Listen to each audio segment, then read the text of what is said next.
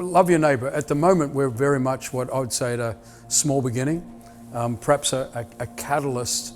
And when you actually look at, I think it's about 6 weeks or 6 or 7 weeks into it now, when you see how much already it's beginning to help so many different people, and you think this is just the beginning.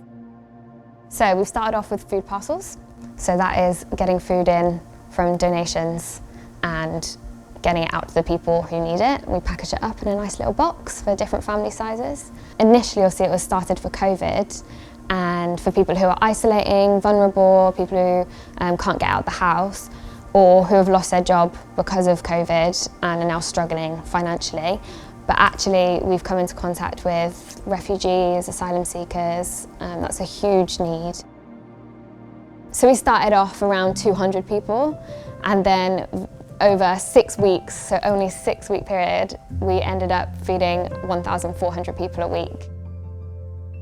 So for Newcastle, we've roughly been averaging now about 150 parcels a week. That's a mixture of single people and families as well. So I think we can do a calculation and it works out, I think, to about 400 individual people fed per week. Obviously, with the way things are going and with COVID, the demand is only growing. So our capacity is growing as well. So we're getting more food and we're getting more volunteers in. So there's this one guy who we've been supporting now for about a month. He's just such a character, and the volunteers that deliver to him every week have a great conversation. He got referred to us by the Red Cross, but the first week that we delivered to him, he'd called the guy from the Red Cross and said to him, "I was in a really dark place this morning. I didn't know how I was going to make it through this weekend." And he received a parcel and a phone call from the volunteers and then a chat on the doorstep with the volunteers. And he was like, "I've got hope now to keep going. Somebody cares about me. Somebody's going to be checking in on me every week." And we were supposed to only deliver to him 3 weeks. That's all the food that he needed before he got himself back on his feet. But actually we've kept going back because for him, that face-to-face interaction for somebody who's by themselves and lonely is more important than the tin of beans that we give him in his box.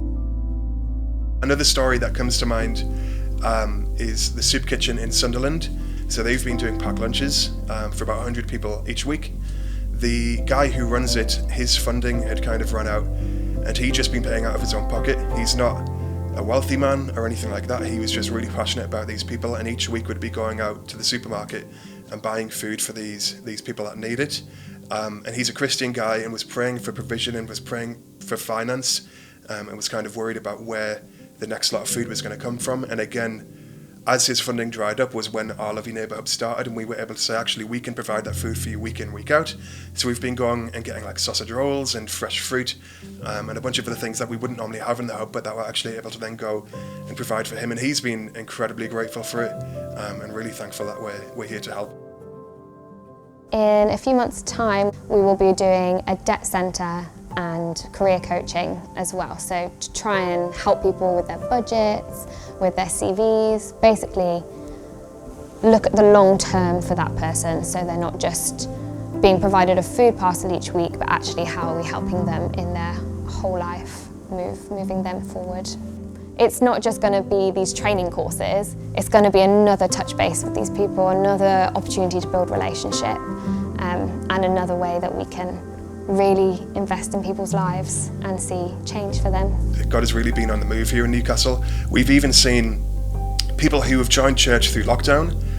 They've made a decision through lockdown, just through church on YouTube, who've come in, and the very first physical act that they've done in our church has been in the food bank and has been creating food parcels to literally be the hands and feet of Jesus, which has been incredible as well. I still believe that the church is God's plan, right? And I think when people who are outside the church look at the church, I'm hoping one thing they get to say is, they get to say, hey, look at how they looked after each other. But then there's another testimony for the church is, not only did they look after themselves, but they rallied together to be able to reach out to those that weren't apart. In other words, they reached out to their neighbours. And collectively as a church, I think us working together to reach out to our neighbours is a really important thing, and us working together on how do we look after each other. And so it's not either or, I think it's both.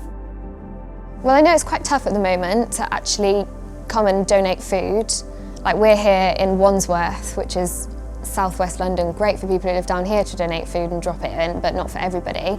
But we have people who have set up just a regular delivery slot, so they literally just book in with Sainsbury's like you would for your home delivery, and then it will arrive here. They just notify us that it's on its way, and yeah, we just accept it here. So that's a really easy, practical way that people can donate if they want to. I think one of the things to take into consideration with COVID and with the way things are going is that the demand is only growing. We would really encourage you, if you can, to support us, whether that be through donations or volunteering.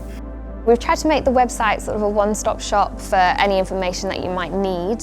So we've got our phone number on there. You can call the hub and ask me any questions you like. We've got contacts for how you can actually get help if you want to sign up to get food parcels, or you know somebody who needs food parcels. There's a shopping list on there if you want to do a donation or book in a Sainsbury's delivery. And we want to provide help for as long as we can, so we want to make this a sustainable project as long as we can carry this on.